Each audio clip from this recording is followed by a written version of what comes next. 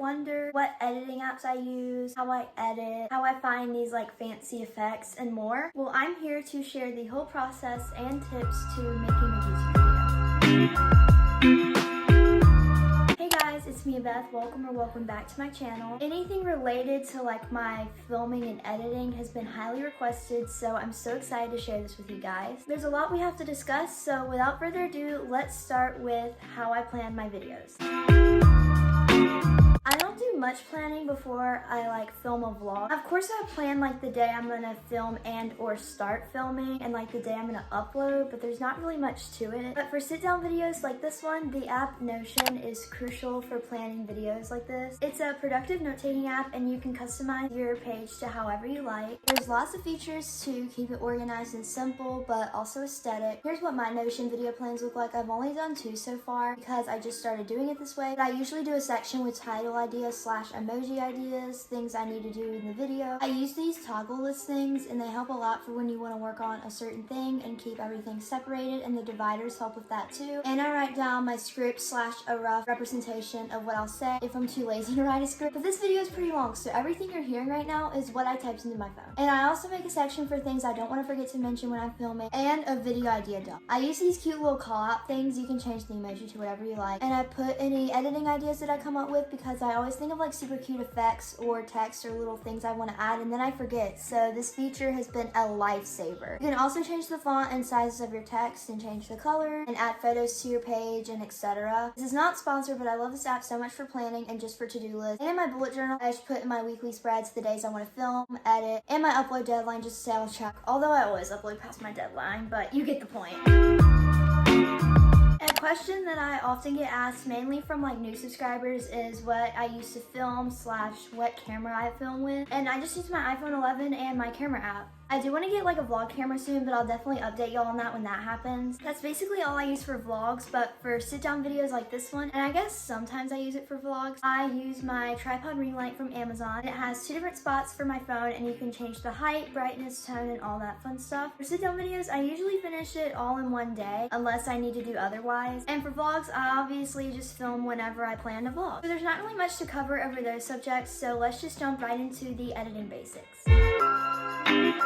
The editing apps that I use are iMovie, that I mostly use for all the main editing, and CapCut for some effects that iMovie doesn't have, and Fonto for text and just other stuff like that I'll show y'all later in the video, and YouTube obviously to screen record the music and upload my video. And YouTube Studio is also a super important app, but you probably already know about that, so let's just move on. So first thing I do before I do anything else to a video is to trim all the unwanted footage down. So first we're going to create a new project in iMovie and select all the footage I want to import right now. I usually don't add all the footage at once because the video will get really long, so I just add a little bit at a time, maybe like 5 clips each time. So if you click on a video, you're going to see the split button and toggles on each side of the video to trim it. The quickest way for me to do it is to watch the video until I pause or stutter, or just where my sentence ends, or before my sentence even begins for the beginning of the clip. And I pause, click split, then delete the unwanted footage. And I repeat for all the footage. I try to trim out as much unwanted stuff as possible so it's smooth and clean and not time consuming for the video. It may seem pretty tedious, but trust the process, and once you get the hang of it, it really doesn't take that long. And also if I find a clip where I want to add text or an effect, zoom ins, etc., which we'll get into later, I kind of split and mark where I want it to start and end, if that makes sense. And it just saves me a little more time. And here's some basics that you're going to want to know how to do in iMovie. This is how you undo and redo. You just tap this little arrow, and if you want to redo something, hold it down. This is how you change the volume of a video. You can either turn it all the way down like this for montages, or you can just tap this and it'll automatically go from 0% or to 100%. This is how you duplicate, this is how you delete, and this is how you detach the audio from the video. And with any audio, you can press fade to make it fade in and out. And to drag anything, you just hold it down and move it to where you want it to be. For zooming in, you tap this tiny little magnifying glass, zoom in with your fingers to wherever you want. And for rotating your video, you just pinch 2 fingers onto the video and turn your fingers to which way you want it to go, if that makes sense. And this is how you adjust the speed, and this is how how you freeze the video into the part you're on top of. This plus sign is how you import more videos, pictures, voiceovers, music, and more. This is so important when you import a picture that you want to keep it still. Always click Ken Burns Disabled and do this to make sure it's zoomed out all the way. Click this little button between each video to change the transition. I just use the basic one. And a little shortcut to get to the beginning. When you're at the last clip, click the play button and it'll take you back to the beginning. And just double tap here to change the title of your iMovie. This is optional though because that's not what it's going to be called on YouTube. So that's all the basics on how to use iMovie. And now we're going to move on to the fun part, the text and effects.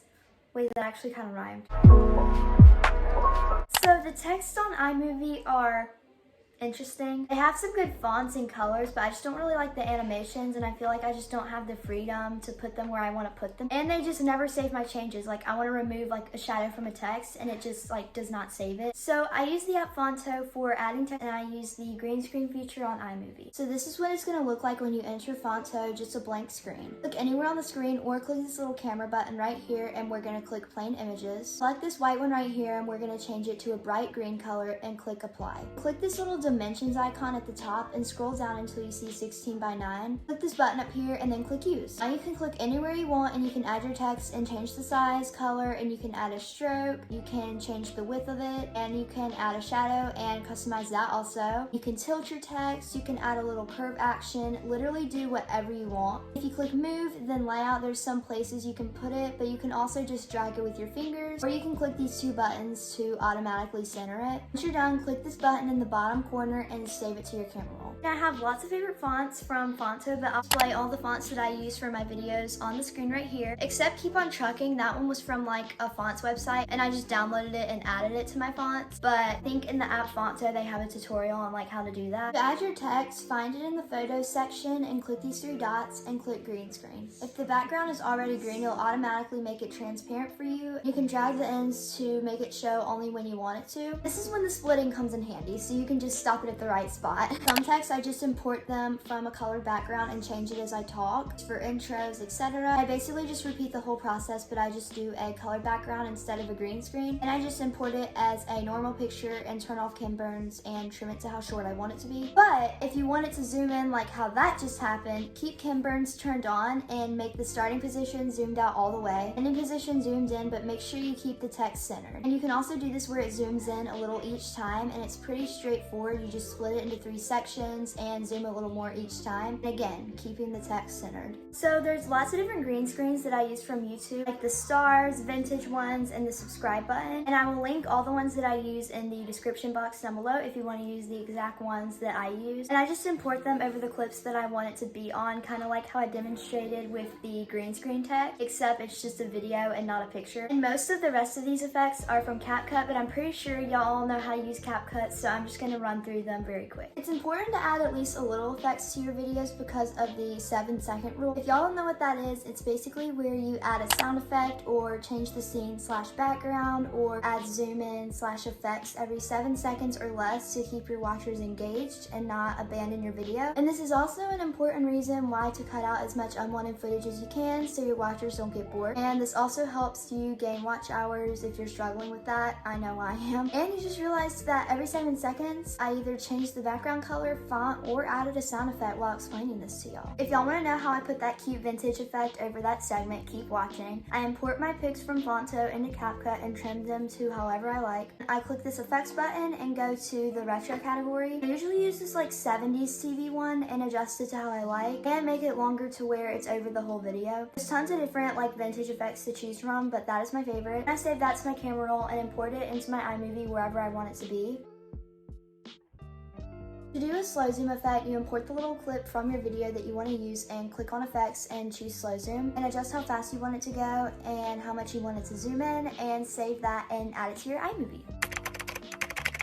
So there's a few different ways to do like a typing text effect. Sometimes I'll do it like letter by letter on Fonto and then add all of that to CapCut and just make them super short. Or I go into CapCut and use one of their fonts and use their typing animation. And I'll either make it a green screen, like import a blank green screen into CapCut or whatever, or I'll just import it by itself into CapCut with like a colored background, kind of like how I showed before I started talking again. If you want to know how I did that wave effect, go to CapCut with a blank green screen and enter your text right there and type whatever you want. Then click animation animation and click loop, and you should find the wave animation right there. This is also where you can find the typing effect and just adjust how slow you want it to go and save that to your camera roll and put it into your iMovie. And you can either put the green screen over a blank image like so, or on your video. To do a white layer over your video, import your clip into CapCut and click this button that says overlay. Click stock photos and you should find this blank white picture. Zoom in to where it's covering the whole video and scroll until you see opacity. And turn it down to around maybe 80. Click on your video and scroll till you find voice effects. I usually use this one called Vinyl and turn the fuzz noise to 0 just because I don't really like how it sounds. Then add that to your iMovie and you just put your green screen text over that. For a blurry screen effect, you just go to effects and find blur, and I turn it to like 50 or 60. And I add the voice effect too if wanted, and then add that to your iMovie and text over it like earlier. Next is picture in picture. There's lots of different ways you can do this. You can either do it like this,